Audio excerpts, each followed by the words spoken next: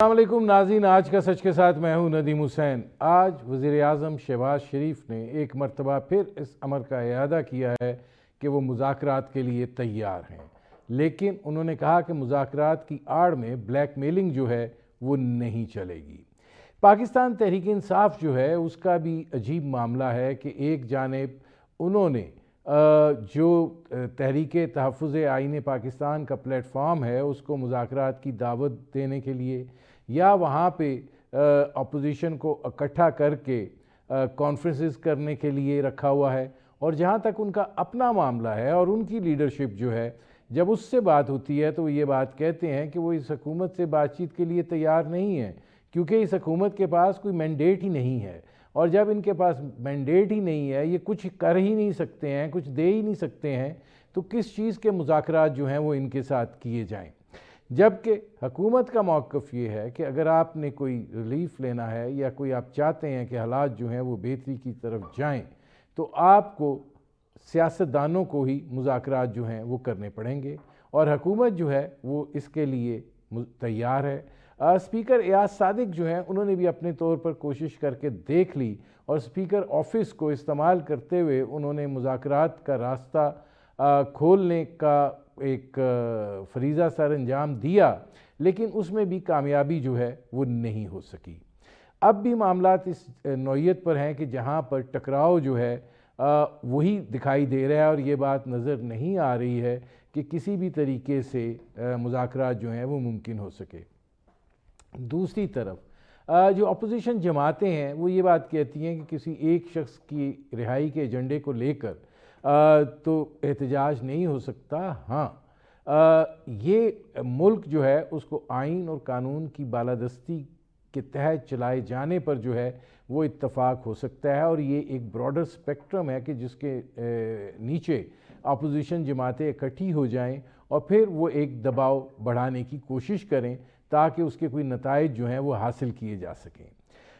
اس کوشش میں کس حد تک یہ جماعتیں کامیاب ہو سکتی ہیں، کیونکہ اگر اس وقت بھی دیکھا جائے تو پاکستان تحریک انصاف جو ہے اس کے بعد مقبولیت تو ہے، دوسری جماعتیں جو ہیں وہ کس حد تک اس صورتحال جو ہے اس کو بڑھوتی دے سکتی ہیں، یہ دیکھنے کی بات ہے۔ مولانا فضل الرحمان جو ہیں وہ ایک ایسی شخصیت ہیں کہ جن کے پاس اسٹریٹ پاور موجود ہے، لیکن وہ بھی پاکستان تحریک انصاف سے جو ہیں وہ دور ہیں، خاص طور پر 26ویں آئینی ترمیم کے بعد جو ہے معاملات جو ہیں وہ آگے نہیں بڑھ سکے۔ گو پاکستان تحریک انصاف ان کے پاس جاتی رہی، ان سے بات چیت کرتی رہی، لیکن وہ بھی یہ کہنے پر مجبور ہیں کہ پاکستان تحریک انصاف کے ساتھ چلنے کی باتیں جو ہیں وہ محض باتیں ہی ہیں۔ اب اس سیاسی منظرنامے میں پاکستان کے اندر جو سیاسی عدم استحکام ہے، کیا اس کا کوئی ازالہ ہو سکے گا؟ کیا صورتحال بہتر ہو سکے گی؟ یہ وہ صورتحال ہے جس پر کریں گے بات، اور ہماری آج کی مہمان شخصیت جو ہیں وہ ہیں شاہد خاقان عباسی، سابق وزیر اعظم پاکستان، کنوینر عوام پاکستان پارٹی۔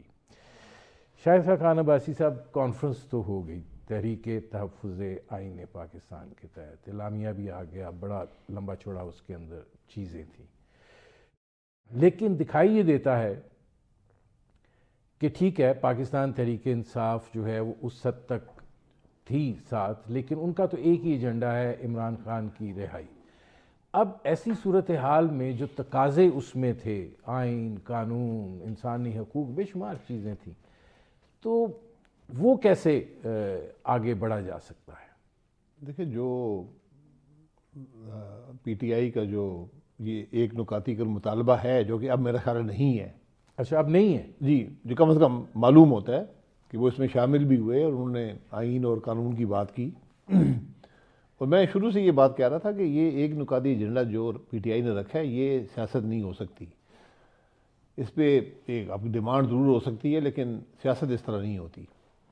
سیاست آپ کو کرنی پڑے گی کسی ایسے ایشو پر جو ملک کے مسائل کو حل کرتا ہو، اسی میں عمران خان صاحب کا مسئلہ بھی حل ہو جاتا ہے۔ تو جب آپ ملک میں آئین اور قانون کی بات کرتے ہیں تو پھر یہی ایک راستہ ہے ان کے لیے بھی، تو مجھے امید ہے کہ ان کو یہ بات سمجھ آ گئی ہے کہ ہمیں یہی راستہ اپنانا پڑے گا۔ لیکن آپ یہ بات کہتے ہیں کہ ان کو سمجھ آ گئی ہے کہ یہ راستہ اپنانا پڑے گا، ادھر اس اعلامیے کی ابھی صحیح خشک نہیں ہوئی، جیل سے ویٹو کر دیا گیا اور انہوں نے کہا کہ آپ تو احتجاج کی تیاری کرو، گلیوں سڑکوں میں نکلنے کی تیاری کرو. تو آپ کیا سمجھتے ہیں کہ یہ پی ٹی آئی کا کیا ڈیلیما کیا ہے؟ نہیں، یہ تضاد ہے نا، یہی تضاد ڈیلیما ہے کہ عمران خان صاحب کی ہدایات کچھ اور ہیں، جو باہر بات ہوتی ہے وہ کچھ اور ہوتی ہے. جب وہ مان لیتے ہیں تو پھر وہاں سے بات آتی کہ نہیں احتجاج کریں. تو اس لیے پی ٹی آئی کو اب یہ فیصلہ کرنا پڑے گا کہ بھئی کیونکہ سب کے سامنے جب بات کر کے آتے ہیں اور پھر اس سے مکر جاتے ہیں، ہٹ جاتے ہیں، تو پھر خرابی پیدا ہوتی ہے. لیکن پی ٹی آئی تو بانی پی ٹی آئی ہیں، باقی ان کی حیثیت تو آپ کو پتہ ہے اس پارٹی کے اندر کیا ہے. تو ٹھیک ہے، تو یہی تھا کہ ان سے پوچھ کے آتے کہ ہم کیا، ہمارا موقف کیا ہے. ایک طرف آپ آئین کی بات کر رہے ہیں، دوسری طرف آپ احتجاج بالکل ان کا حق ہے، احتجاج حق ہے، اس میں کوئی شبہ نہیں ہے، لیکن آئین کی بات ضرور کرتے رہیں، قانون کی بات ضرور کرتے رہیں، کیونکہ پاکستان کے مسائل کا حل جو ہے وہ صرف قانون کی بالادستی میں ہے اور کوئی حل نہیں ہے. نہیں تو آپ کو کیا لگتا ہے کہ ان کی لیڈرشپ سے بات کرنے کے بعد کہ وہ کس حد تک آپ کو کوئی اعتماد دکھائی دیتا ہے؟ ٹھیک ہے، محمود خان اشرف ہیں، ان کے پاس کیا گارنٹی ہے کہ وہ اگر کسی نہج پر پہنچتے ہیں تو اس کو اون کیا جائے گا؟ نہیں، گارنٹی تو کوئی نہیں ہوتی. جب ایک جماعت آئی ہے، بڑی جماعت ہے، وہ بیٹھے ہیں، اور محمود خان اچرزئی تو اب لیڈر دی اپوزیشن بھی ہیں، حالانکہ حکومت نہیں مانتی، لیکن ان کو نامزد کیا اپوزیشن نے لیڈر دی اپوزیشن. تو اس لیے جو اب کسی کی بات پہ اعتماد ہی کرنا پڑتا ہے. تو اگر پی ٹی آئی نے ان کو کچھ بتایا ہے کہ ہاں ہم اس راستے پر چلیں گے، آئین اور قانون کے راستے پر، تو یہی راستہ ہے جو مسائل کا حل دے گا. ٹریک ریکارڈ بھی تو دیکھیں نا شاہد خاقان عباسی صاحب، کیا یہ پوچھا نہیں جاتا کہ جب محمود خان اشرف نے کوئی قدم اٹھانے کی کوشش کی ہے، بانی پی ٹی آئی نے اس کو ویٹو کیا ہے، ان کو پیچھے ہٹنا پڑا ہے اور بیچ میں وہ خاموش بھی ہو گئے تھے. جی بالکل. نہیں دیکھیں، یہ توقع تو یہی ہے نا کہ جو ان سے وعدہ ہوا ہے کہ ہم آپ کے ساتھ چلیں گے، جو فیصلے کریں گے ان پر ہم رضامندی کا اظہار کریں گے، تو اسی پر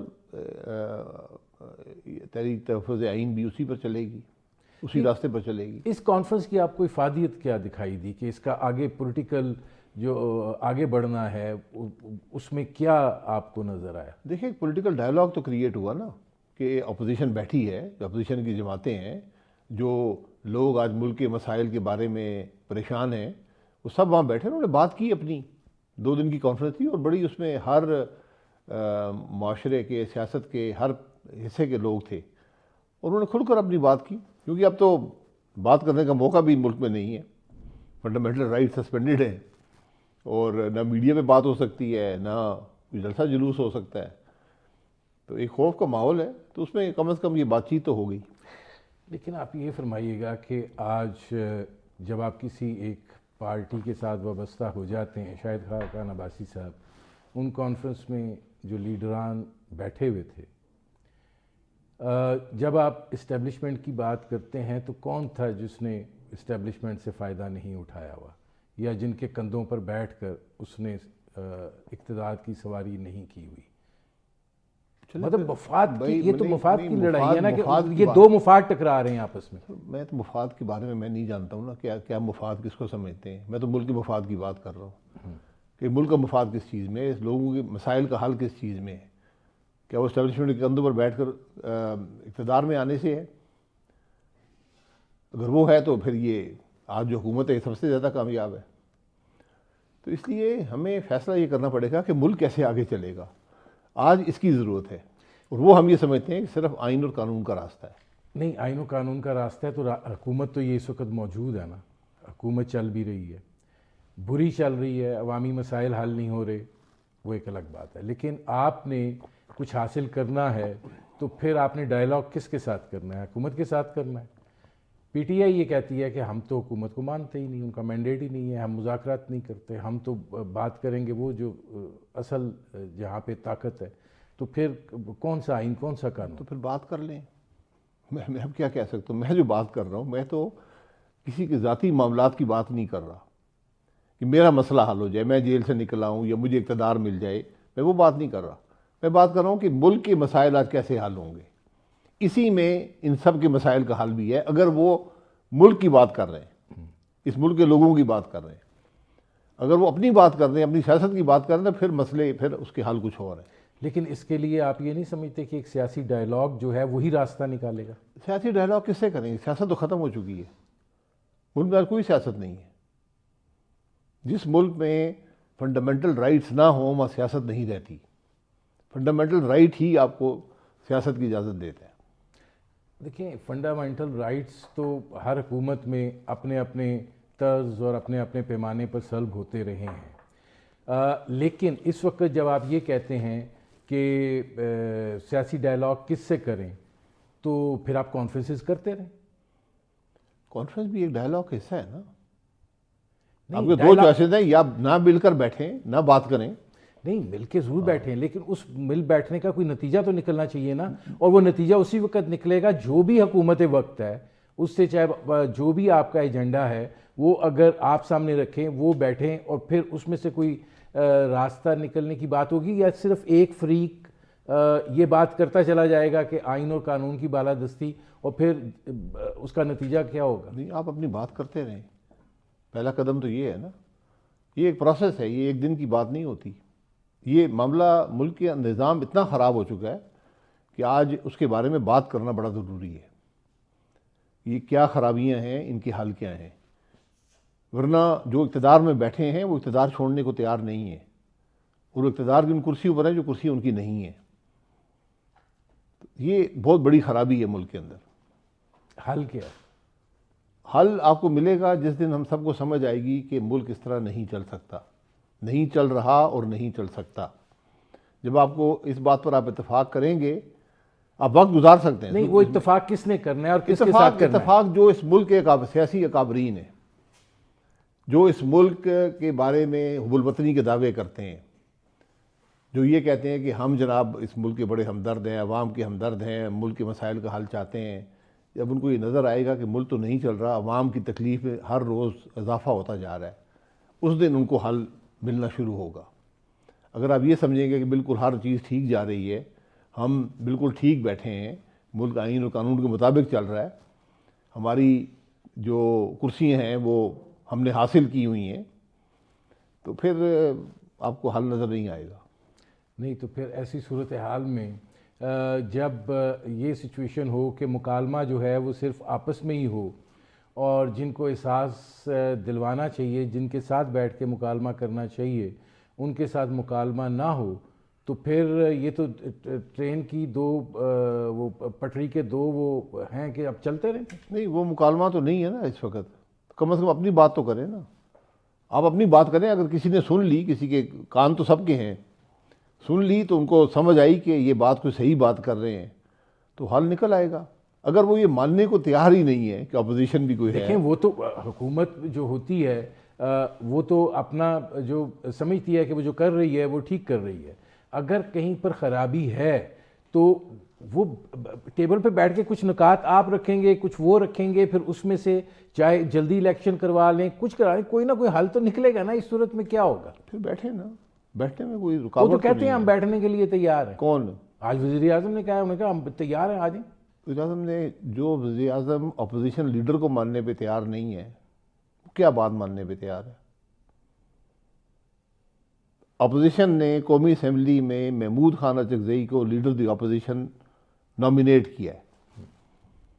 آپ آج 4 مہینے گزر گئے، آپ نے مانا ہی نہیں. وہ اسپیکر سینٹ صاحب کے کہتے ہیں اندر سارے ادھر آزاد ہیں، اب پارٹی یہ تو ہے نہیں. پھر آتے تو ٹھیک ہے، پھر چھوڑیں، پھر وہ اپوزیشن نہ الیکشن ہوئی نا. کمیشن کا فیصلہ ہے. پر میں یہی کہہ رہا ہوں نا، یہ باتیں ہم نے بہت سنی ہے زندگی میں، یہ تماشے ہم نے بہت دیکھے. اس لیے ٹھیک ہے، آپ کا شوق ہی پورا کر لیں کہ نہیں ہم نے اپوزیشن لیڈر بننے دینا. آزاد ہے تو وہ کہہ رہے ہیں، آپ کو آزاد بھی کہہ رہے ہیں کہ یار یہ ہمارا لیڈر ہے. سینٹ کے اندر بھی یہی حال ہے. تو آزاد ہے، کبھی کو ڈی سیٹ ہو جاتا ہے، کبھی کو آزاد ہو جاتا ہے. تو یہ تماشے اتنی عرصے سے ہم دیکھ رہے ہیں، اور ہمیشہ ملک کا نقصان ہوا ہے. لیکن آپ کو کیا لگتا ہے کہ اس صورتحال کے اندر اگر آپ سے میں پوچھوں کہ آپ کو حل کیا دکھائی دیتا ہے؟ کیا صرف یہ کہ کسی کی صحت پہ کوئی اثر ہو جائے اور وہ اس حقیقت کو تسلیم کر لے ملک نہیں چل رہا؟ ایک حکومت جو ہے وہ ملک چلا رہی ہے، وہ کیسے تسلیم کرے کہ ملک نہیں چل رہا؟ ہاں، خابیوں اور خرابیوں کی نشاندہی جو ہے اس کو ایک جسے کہتے ہیں نقطہ بنا کے تو آگے بڑھا جا سکتا ہے۔ ندیم صاحب، آج ملک نہیں چل رہا، ہر پاکستانی ہر روز غریب سے غریب تر ہوتا جا رہا ہے۔ آپ کے آج جو لوگ ہیں ان کی حقیقی آمدن جو ہے وہ 10 سال میں 1 پیسہ نہیں بڑھی، یہ آپ کی آج حقیقت ہے۔ آپ کی معیشت نہیں چل رہی، روزگار نہیں ہے، کاروبار نہیں ہے، اس کو ملک چلنا کہتے ہیں۔ اگر آپ کو یہ سمجھ نہیں آ رہا پھر وقت گزر جائے گا، آپ یہی باتیں کرتے رہیں گے، کل کو اور بیٹھا ہوگا وہ بھی یہی باتیں کر رہا ہوگا۔ اس بات کا اعتراف آج ہم سب کو کرنا پڑے گا، ملک نہیں چل رہا، اس کے بعد آپ کو حل نظر آئے گا، ورنہ آپ کو حل، آپ اندھے ہیں، آپ کو نہیں نظر آئے گا، اندھوں کو حل نظر نہیں آتے۔ ناظرین، سابق وزیر اعظم پاکستان، کنوینر عوام پاکستان پارٹی شاہد خاقان عباسی سے ہماری گفتگو جاری ہے۔ وقت ہوا ایک مختصر سے کمرشل بریک کا، ملتے ہیں اس وقفے کے بعد۔ Welcome back. اچھا، اس میں آپ جس چیز کی نشاندہی کر رہے ہیں، field marshal Asim Munir N D U گئے ہیں وہاں پہ، انہوں نے کہا غیر یقینی کی صورتحال جو ہے وہ جلد ہی ختم ہو جائے گی، صورتحال جو ہے وہ بہتر ہو جائے گی، پاکستان آگے بڑھے گا اور استحکام پذیر ہوگا۔ ان کو بڑا یقین ہے کہ معاملات جو ہیں وہ درستگی کی طرف چلے جائیں گے۔ نہیں، وہ مجھ سے کچھ بہتر جانتے ہوں گے، میں تو وہ حقائق بیان کر رہا ہوں جو اس وقت نظر آتے ہیں۔ جو لوگ اقتدار میں ہوتے ہیں ان کو زیادہ نظر آتا ہے۔ آپ یہ نہیں سمجھتے کہ جو اس وقت صورتحال ہے پاکستان کا بین الاقوامی سطح پہ، جو پروفائل بہتر ہوا ہے یا جس طرح کے حالات ہیں، جو یہ سیاسی عدم استحکام ہے، اس کی وجہ سے معاملات جو ہیں وہ ٹرانسلیٹ نہیں ہو پا رہے، یا یہ کہ حکومت جو ہے وہ آئی ایم ایف کے شکنجے میں اتنے برے طریقے سے پھنسی ہوئی ہے کہ ہل نہیں پا رہی ہے، صرف وہی کرنا ہے جو ڈیزائنڈ ملتا ہے؟ دیکھیں، آپ کا بنیادی مسئلہ الیکشن کی چوری ہے، وہاں سے نفاق پیدا ہوا ہے، ملک انتشار ہے ملک کے اندر، سیاست میں، معاشرے میں۔ اس بات کو آپ قبول نہیں کریں گے تو آپ کو حل نظر نہیں آئے گا۔ ہر چیز اسے جڑی ہے۔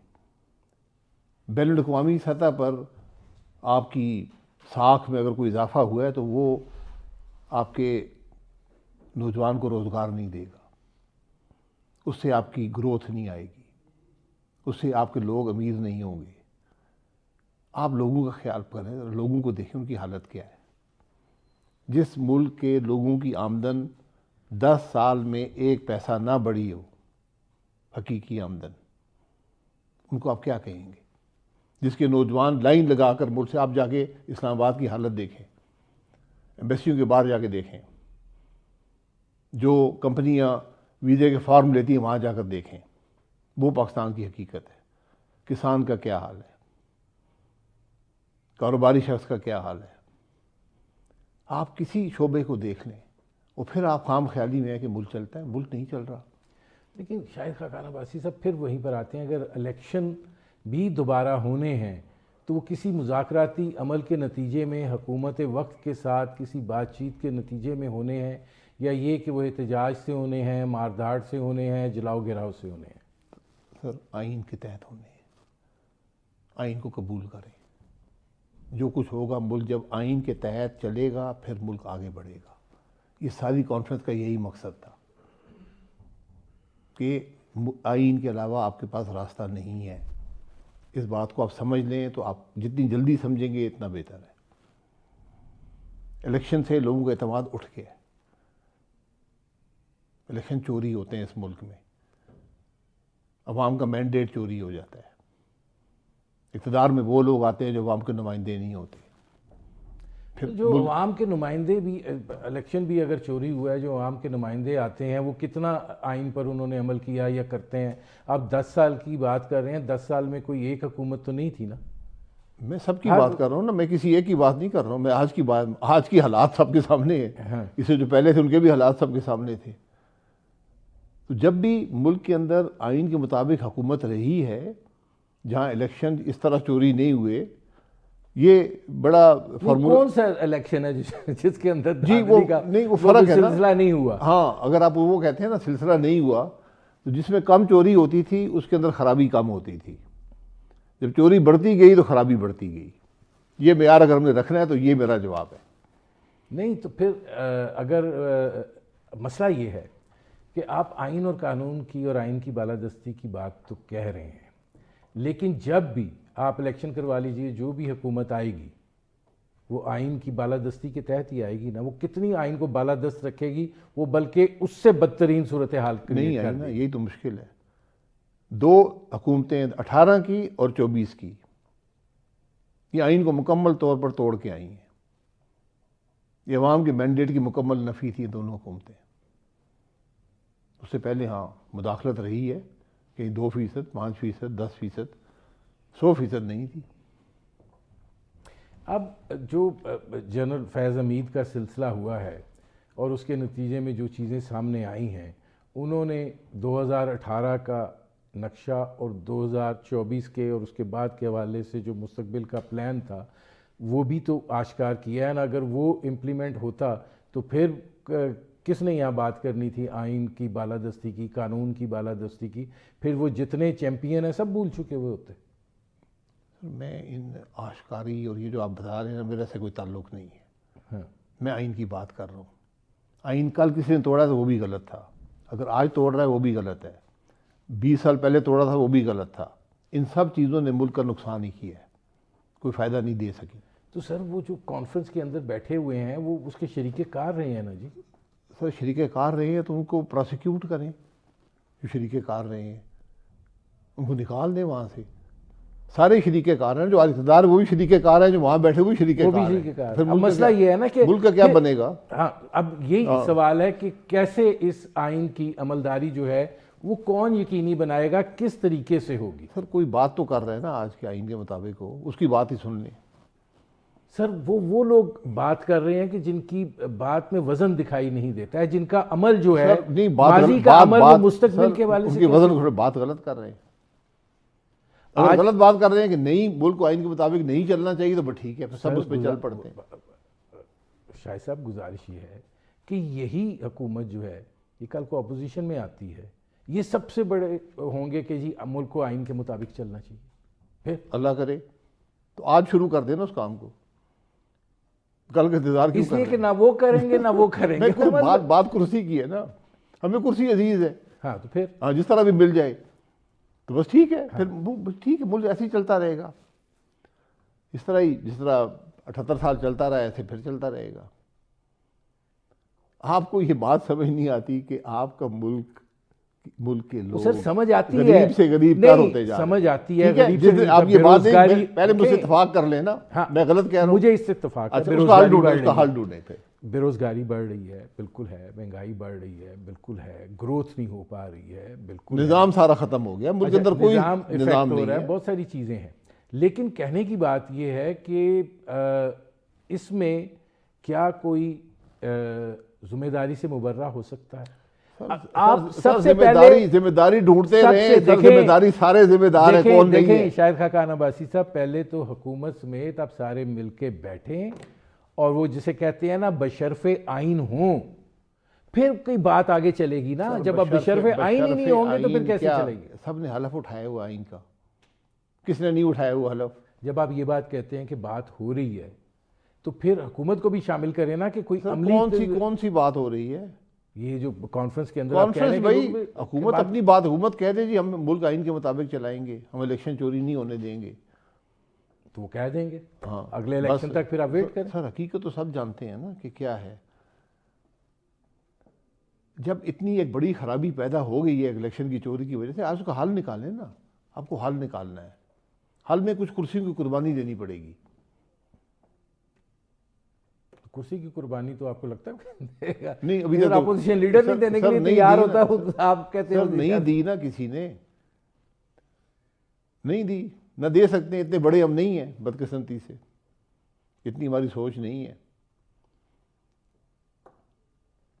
آپ نے تو قائل کرنے کی کوشش کی تھی نواز شریف صاحب کو کس بات پہ؟ آئین کی بالادستی کے حوالے سے. نہیں، ہم تو تھے، ہم اس راستے پر تھے. بورڈ کو عزت دو کیا تھا؟ آئین کی بالادستی تھی، ہم نے وہ چھوڑ دیا.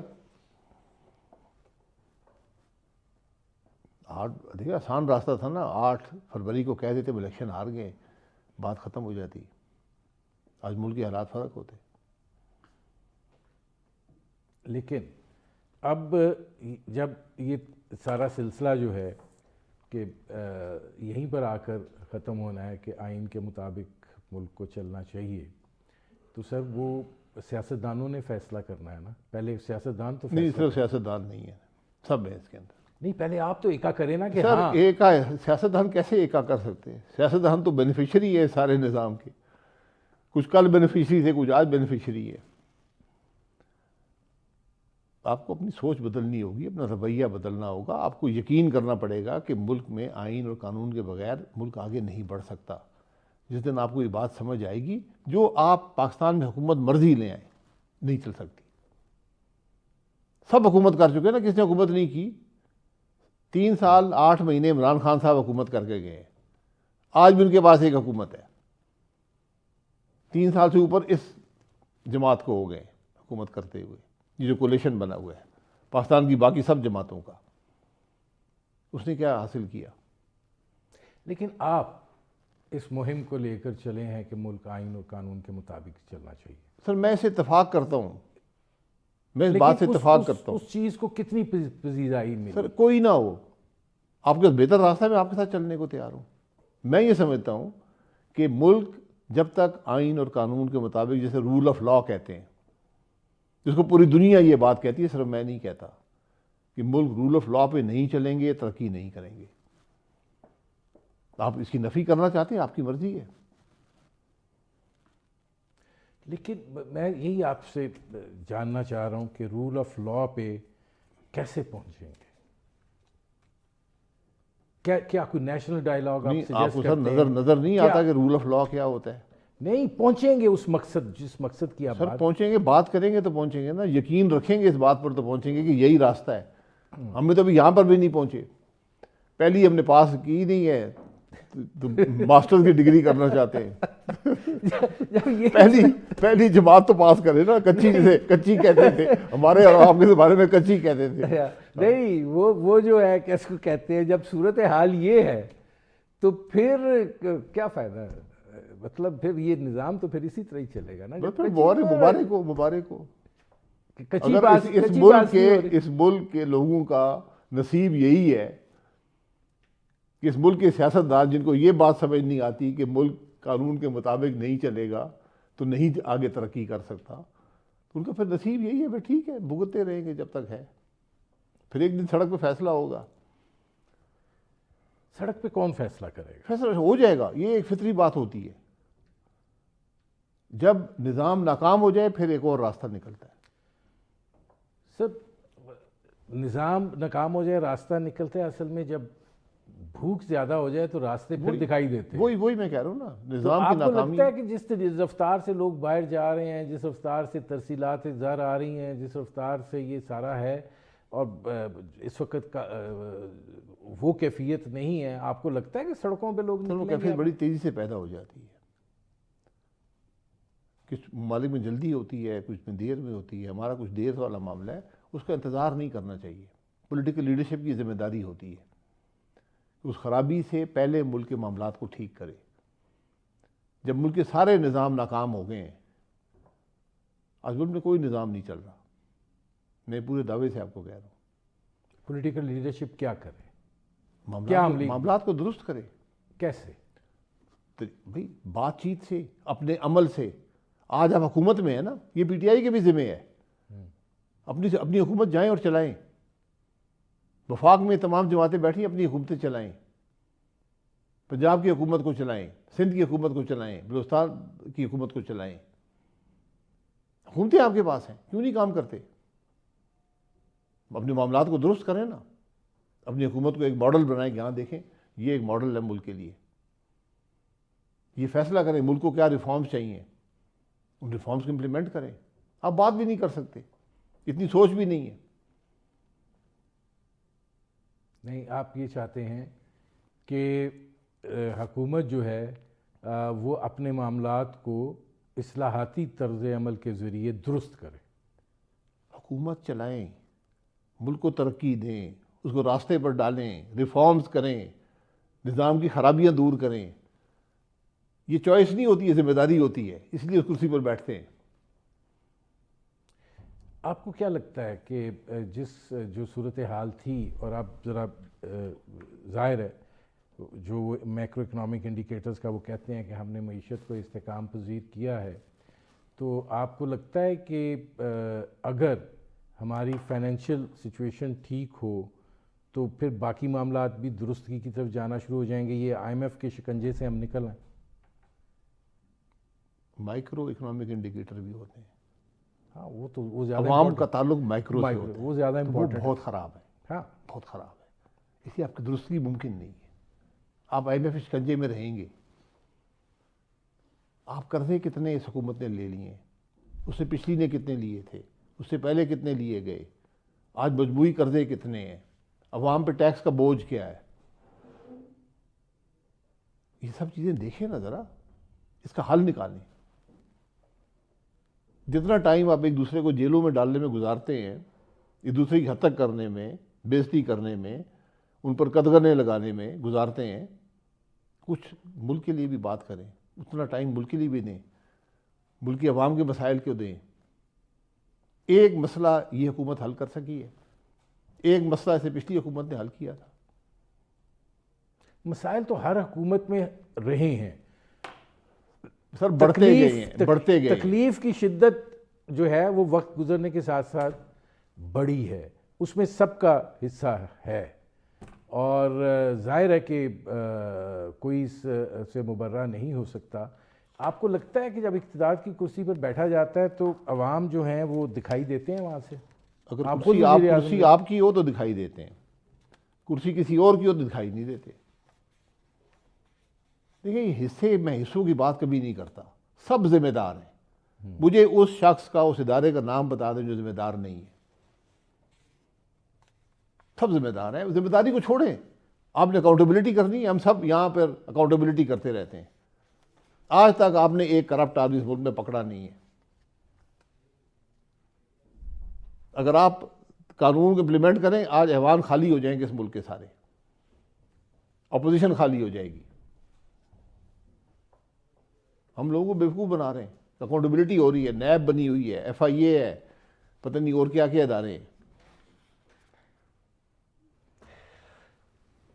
میرے بہت شکریہ شاہد خاقان عباسی. ناظرین، یہ تھے سابق وزیر اعظم پاکستان، کنوینر عوام پاکستان پارٹی شاہد خاقان عباسی. ان کی آپ نے گفتگو سنی. وقت ہوا ایک مختصر سے کمرشل بریک کا، ملتے ہیں اس وقت کے بعد. Welcome back. ناظرین، ایک طویل عرصے کے بعد پاکستان میں نجکاری کے عمل کا آغاز پی آئی اے کی نجکاری سے ہوا ہے. یہ خوش آئند بات ہے، اس لیے کہ وہ ادارے جو قومی خزانے کے اوپر بوجھ تھے اور اس کی وجہ سے ہر سال بلینز آف روپیز کی بلیڈنگ ہوتی تھی، کم از کم اس میں کسی حد تک کمی واقعہ شروع ہوگی. یہ پہلا ادارہ ہے جو پرائیویٹ سیکٹر میں جا رہا ہے، اور ظاہر ہے کہ اس کے جو ٹرمز آف ریفرنسز ہیں اس میں بڑی دلچسپ بات یہ ہے کہ جو 92.5% جو نیلامی کا پیسہ ہے وہ جائے گا پی آئی اے کے اندر ہی، اور جو باقی 7.5% ہے وہ حکومت کی جیب میں جائے گا. اور یہ اس فلسفی پر عمل درآمد دکھائی دیتا ہے جس میں یہ بات کہی گئی کہ اگر 1 روپیہ بھی کوئی دیتا ہے تو پی آئی اے اس کو دے دینی چاہیے. اب یہ توقع کی جا رہی ہے کہ پاکستان انٹرنیشنل ایئر لائنز جو ہے وہ اب ایک بہتر ایئر لائن میں تبدیل ہوگی، اور ظاہر ہے کہ جب نجکاری شعبے میں جائے گی تو وہ اس کو بہتر انداز میں منافع کے ساتھ اور اچھی سروس کے ساتھ جو ہے وہ چلانے کی کوشش کریں گے. کیا یہ سارا سلسلہ جو ہے یہ اس طریقے سے ممکن ہو پائے گا؟ ہمارے ساتھ موجود ہیں ہارون شریف صاحب، سابق chairman board of investment. Haroon صاحب، بسم اللہ. ہو گئی ہے خدا کر کے، بڑا شور تھا کہ نجکاری ہوتی نہیں، پی آئی اے سے اس عمل کا آغاز ہو گیا ہے. آپ کو کیا لگتا ہے کہ کتنا مثبت ہوگا یہ نجکاری کے عمل کے لیے بھی اور پی آئی اے اٹ سیلف؟ جی بہت شکریہ ندیم صاحب. دیکھیے پہلی بات تو یہ ہے کہ پوری دنیا میں پرائیویٹائزیشن ایک بڑا پرانا طریقہ چلا آ رہا ہے. پاکستان میں گیپ آ گیا تھا. یہ اچھی بات ہے کہ اس کا فائنلی کچھ انہوں نے بریک کیا ہے جو جمود ایک چل رہا تھا. اور ہمارے پاس لوکل انویسٹرز کی بڈز آئی ہیں, کنسورشیم ہے, اور اس کے اندر اب فیصلہ ہونا ہے کہ جو دو ہائیسٹ بڈر ہیں اس میں سے کون اس کو ٹیک اوور کرتا ہے. لیکن یہاں میں یہ کہتا جاؤں, جیسے آپ نے اپنے تعارف میں کہا کہ اس کے پرائیویٹائزیشن کے دو تین آبجیکٹیوز ہیں. کوئی ایسا سگنیفیکنٹ کیش انفلو حکومت کو ایکسپیکٹڈ نہیں ہے کہ فیملی سلور بیچ دیا اور بہت کیش آ گیا. ہاں, ایک تو آپ کا جو آپ پمپ ان کر رہے تھے ٹیکس پیئر کا پیسہ اور لون کا پیسہ اس کو چلانے میں, وہ رک جائے گا, جس پہ آئی ایم ایف بھی خوش ہوگا, حکومت کے لیے بھی تھوڑی سی معمولی سی فسکل سپیس نکل آئے گی. لیکن زیادہ امپورٹنٹ یہ ہے کہ جو بھی بڈر آتا ہے آیا وہ اس ادارے کو ریوائیو کر پاتے ہیں the way it should be running, اور اس کے ریوائیول کے اندر جب وہ ایکچوئل ڈیو ڈیلیجنس کر کے کام کرتے ہیں تو اس میں ہکپس کیا آتے ہیں, کیونکہ پرائیویٹائزیشن کا گلوبل تجربہ مکسڈ ہے. So I am very hopeful and also I pray کہ یہ ریوائیول اور ایفیشنسی کا آرگومنٹ ضرور ہولڈ کرے, ادروائز لوگوں کا اعتبار جو ہے اس پروسیس پہ اگین شیک ہو سکتا ہے. اچھا یہ فرمائیے گا کہ اس وقت پرائیویٹ سیکٹر کے اندر دوسری ایئر لائنز بھی ہیں. ظاہر ہے کہ وہ ایئر لائنز بھی مشکلات کا شکار ہیں. اگر ان کی سروسز بھی دیکھی جائیں تو وہ اس معیار کی نہیں ہے جو توقع کی جاتی ہے.